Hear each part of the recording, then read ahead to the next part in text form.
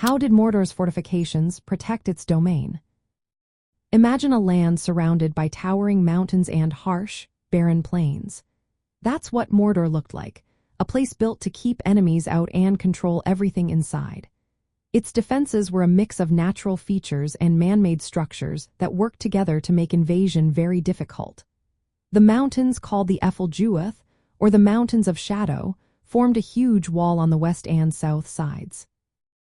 These mountains created narrow passes that were easy to defend because enemies had to go through tight, well-guarded routes. The main passes included the Morgul Pass, guarded by the fortress city Minas Morgul, which used to be Minas Ithil.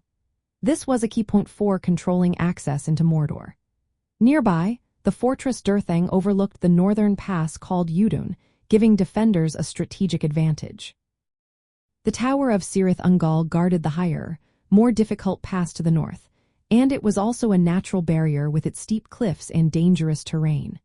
The biggest fortress was Barad-dûr, the Dark Tower, built near Mount Doom on a volcanic plateau called Gorgoroth. Its thick walls and high towers made it nearly impossible for enemies to break through. Inside Mordor, the land was very tough to cross. The volcanic and barren terrain made it hard for armies to move or settle there, especially in Gorgoroth. This harsh environment was a natural defense, discouraging invasions and making it hard for enemies to stay long. The southern region called Nirn was more fertile and used for farming, but it was still protected by the surrounding mountains and the power of Barad-dûr.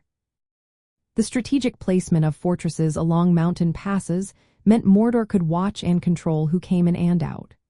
The Tower of Cirith Ungol, for example, overlooked the pass and was home to Shelob, a giant spider, adding a natural monster to its defenses.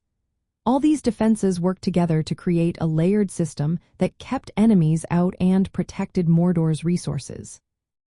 The natural barriers made it hard for armies to penetrate, while the fortresses allowed Mordor's forces to monitor and delay any attack. This setup also helped Sauron project power outward, making it clear that Mordor was a place of dark strength and nearly impenetrable defenses. So, Mordor's fortifications weren't just about walls and towers. They were about using the land itself to keep control and maintain fear across Middle-earth.